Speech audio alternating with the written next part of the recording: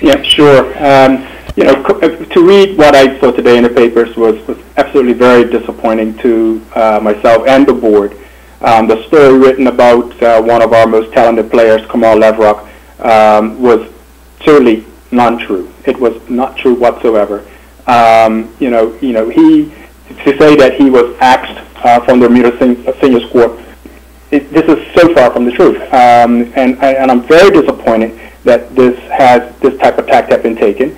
Leverock is one of our bright stars, and these commitments that we have from these players, whether it be school or work, the board is very understanding. And this was purely a situation that that when our young men at school or other commitments, they're unavailable for international cricket. So with that, we had to move to the next step, which was to bring in players who are available. So to have this printed in the form that it was, to blemish, because that's how I look at it, in this person's reputation, is beyond me. And I'm very, very disappointed that this, and again, this conversation never took place with me as the president. And so this article is very misleading and damaging, and certainly is very distasteful. So I have to say, and I want the record to say that this was very much untrue. Leverock is a very bright spark for us, a committed individual to the program, and this is by far very unnecessary, and for him to go out this way. That's not true whatsoever. Now, in your short time as being the president, you've seen several of these things, misleading reports come out.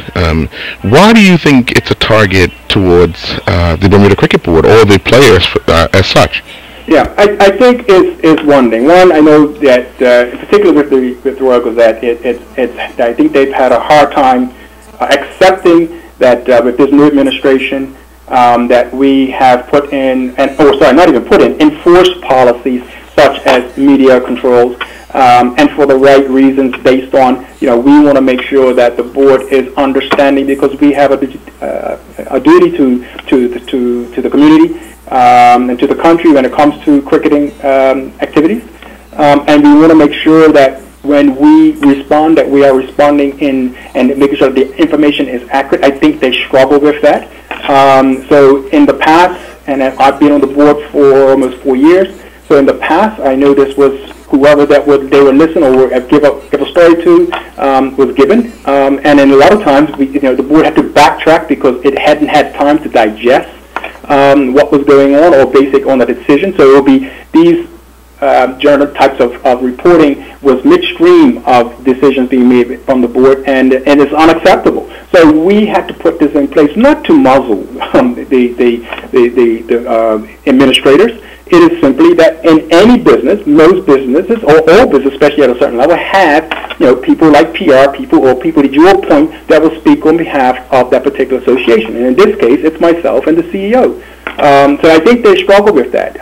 So it's not given freely. It is certainly taking time to make sure that we respond accurately. There's nothing to hide. The board has nothing to hide, never did. There's nothing written in hieroglyphics.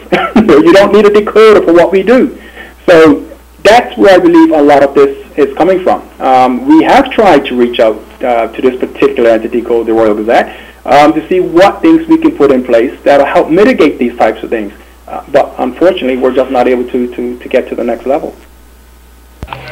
So, just to end the record, Leverock is still an integral part of the Bermuda Cricket Board national program? Absolutely, absolutely. I mean, these players are very much, involved in our program. Kamal is again, he's committed to the program. He's certainly a good player today, and I think is a good player for years to come. So he's got to round up himself and get himself justified. As a cricketer coming up, you have to balance it. So there's career, and then there's cricket, and then there's your in this case education. So, and the board is very understanding of that. So yes, he is certainly very much part of it, and we hopes and we want him and hope so that he'll be for years to come.